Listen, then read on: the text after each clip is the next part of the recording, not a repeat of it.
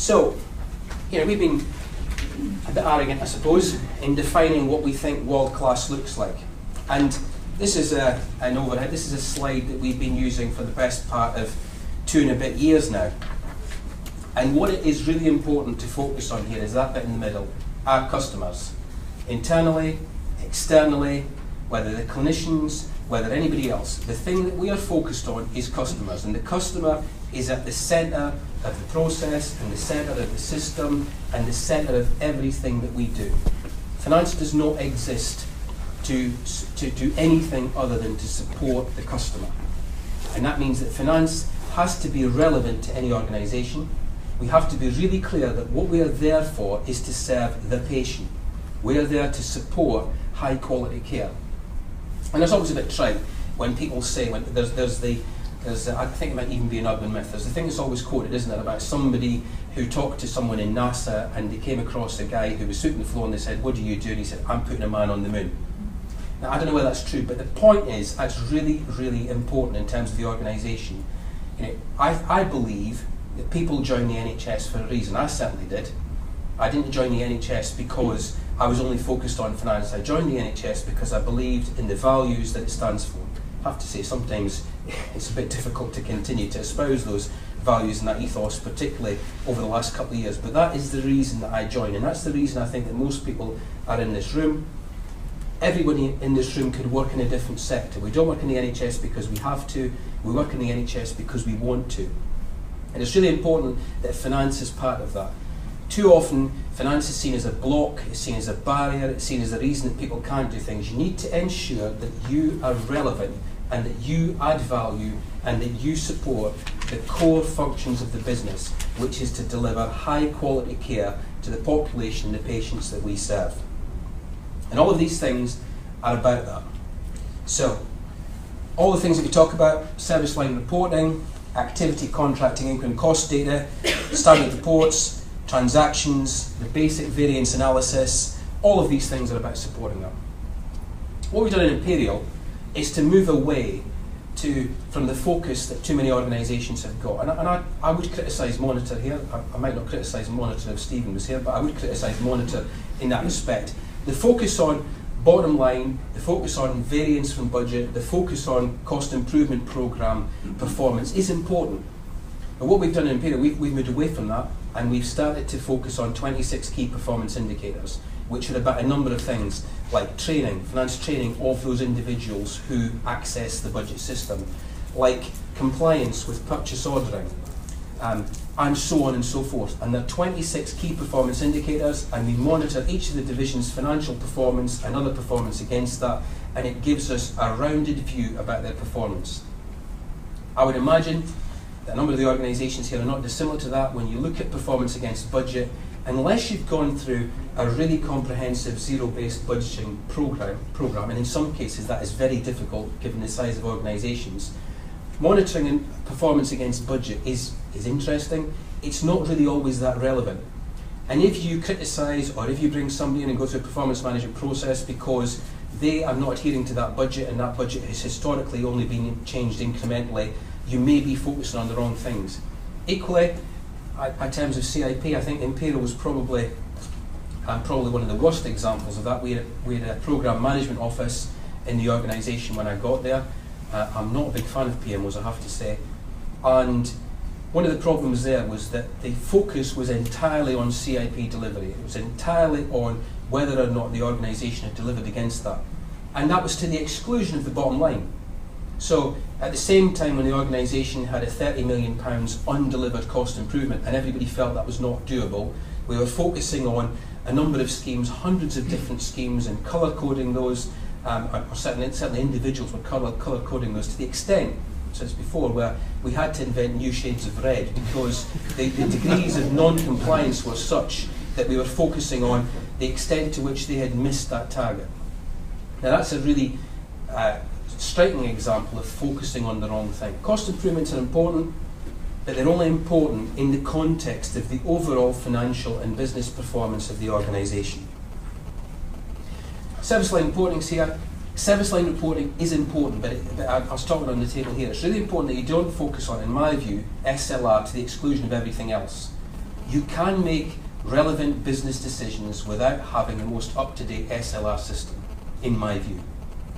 And I think too many people will say, well, I can't make a decision on that because I haven't got SLR implemented or I haven't got patient-level costing implemented. It's often very clear whether a part of the organisation is delivering or not. And spending a lot of time putting a lot of bubbles on a 2x2 diagram to determine whether something is really profitable or not is not actually going to change the business decision. In a lot of cases, it actually makes it more difficult because you find that it's a protected service that you can do very little about. So I'm not sure of the relevance of that. It's a nice thing to have, and it's something which you should get to in terms of the complete overview of the finance function, but it's certainly not the first thing that has to be resolved. There are 3 stages to the Building World-Class Finance programme, and if I'm honest, this is about, as I've said, continuous improvement. We haven't got there yet, and to some extent we never will. We'll never be a world-class finance organisation. The whole purpose of talking about building world-class, it's not achieving world-class finance, it's building world-class finance. And that is, we will always aspire to be at the leading edge of organisations in terms of the finance function within that organisation.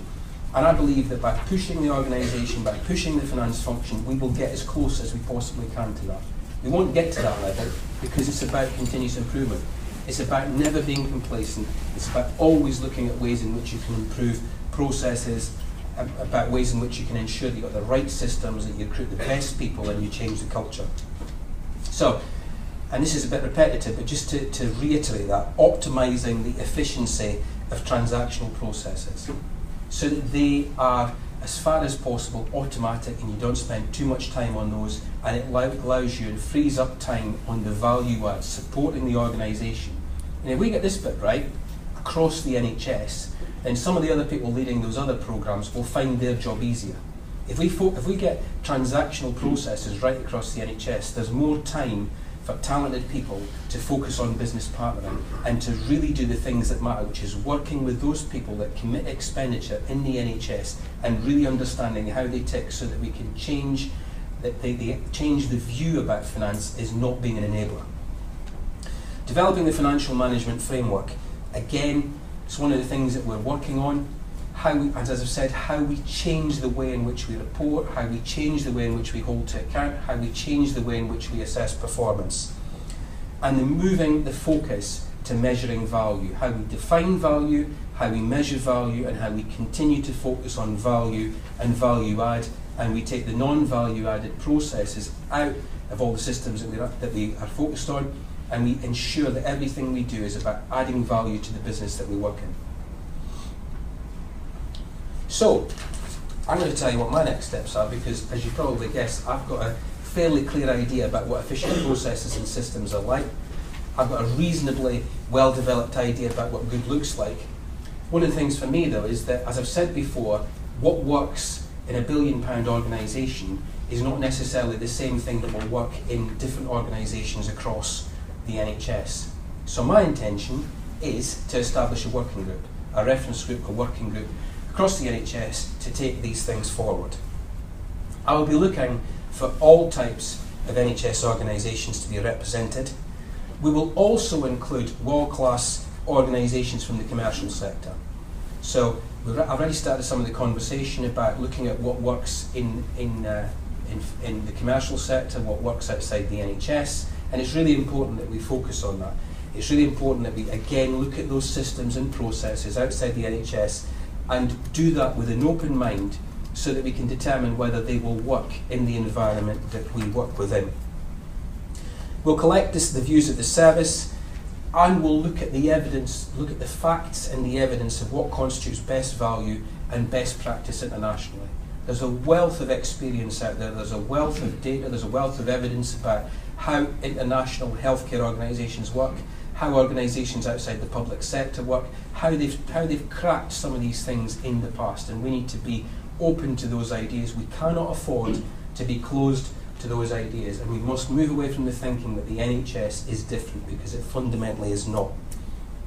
And then from that, to produce recommendations on processes, on systems, on organisational structures, because they are really important in terms of how we facilitate and deliver and develop this, on the delivery mechanisms, and on the skills and training requirements. And of course, from that are some of the gaps that we need to ensure that we are fulfilling.